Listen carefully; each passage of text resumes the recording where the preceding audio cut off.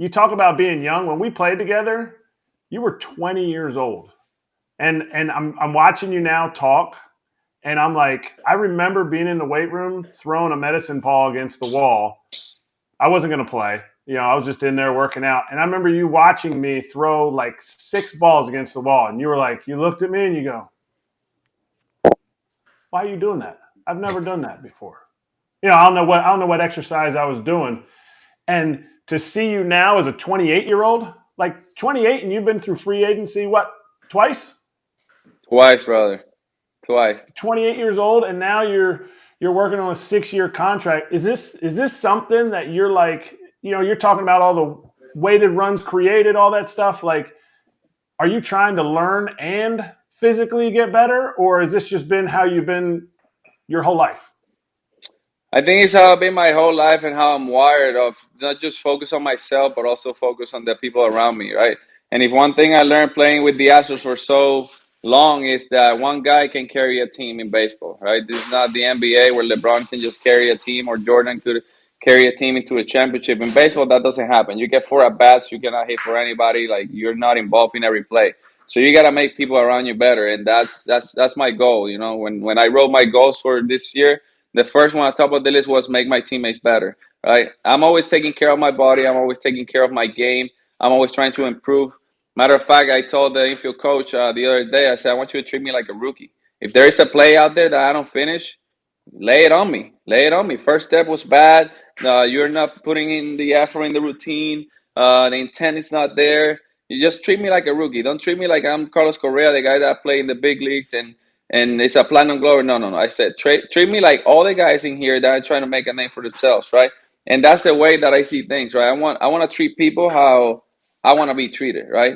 And I tell the guys, hey, don't be afraid to ask me questions because I've been here for a long time in the big leagues. Doesn't mean that I'm gonna treat you like you're any less, right? We're all men here in this clubhouse. We're all the same. We have the same, tools and abilities. And you have 2 arms, you have 2 legs, just like me. So let's just talk like adults and let's try to make each other better. And for me, that's what drives me every single day, brother. To be honest, I could just focus on myself and be like a lot of players where they have a lot of talent and they just go to a clubhouse, get their 2 homers and go home and they don't care. But that's not me. So what I do in spring training is, I like to cook, and the team around me, we like to cook and cook our own meals.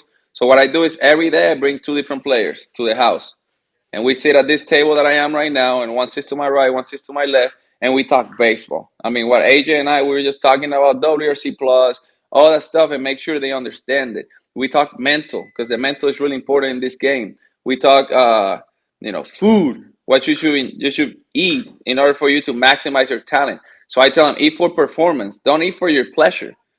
Eat for performance, and then when you retire, you can eat all the cakes that you want and all the wings that you want and all the stuff. So when you put all those things together, that's how you become elite in this game, right?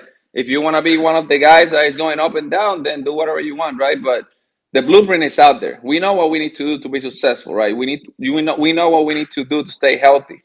So it's a long road where you got to be talking to a lot of people, but it's something I enjoy. Valedictorian. You were valedictorian in high school, weren't you? Mm-hmm. Yep. And it was like close to 1600 SAT just for AJ to absorb. Listen, I love this. I could sit here and talk to him seriously for hours. I want to get invited to the dinner. Can I get? Dude, I'm only you're like one 2 of hours the away. biggest twins. Like I'll sit on the right or the left. I don't really care. Yeah. I Anytime. like food. Yo, this is Mr. Orlando too, Carlos, by the way. No, and Fort Myers. I did Yes, my you time are. in Fort Yeah, Myers. I did my time in You're Fort a big Myers. Twins guy. So okay, so I'm listening to you talk. Like, where did this come from? Because I've never heard a player.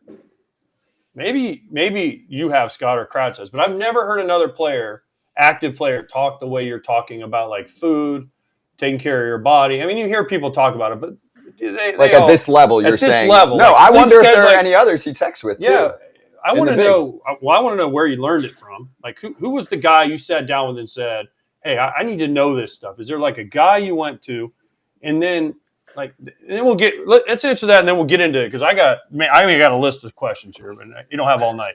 He'll come another I can time. be here for 3 hours talking to you guys, and I wouldn't care if we're talking about meaningful stuff.